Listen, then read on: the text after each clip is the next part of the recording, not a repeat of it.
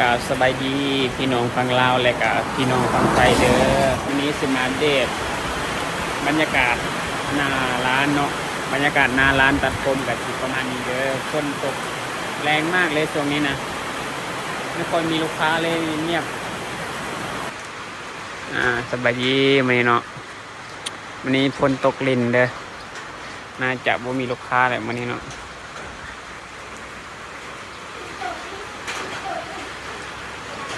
มีราคาแล้วค่อยมีราคาจากวอล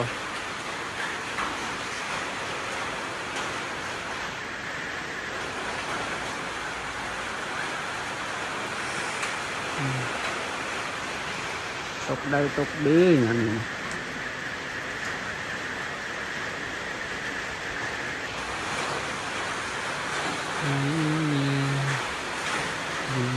ชายฟ้า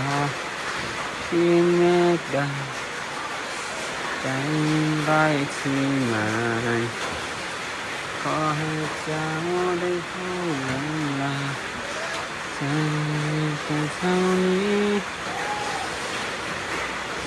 สิมาตั้งหลอดไฟนี่ก่อนเนาะ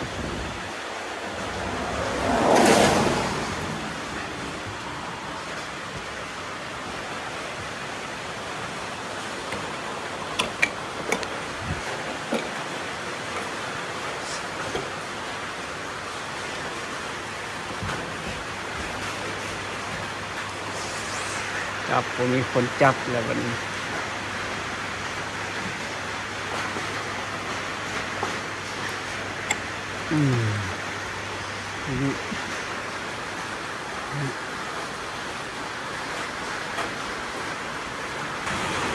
นี่ลูกค้ามาแล้วมีคนหนึ่งลูกค้ามาแล้วฮะยังฮะแดกเนาะวีโว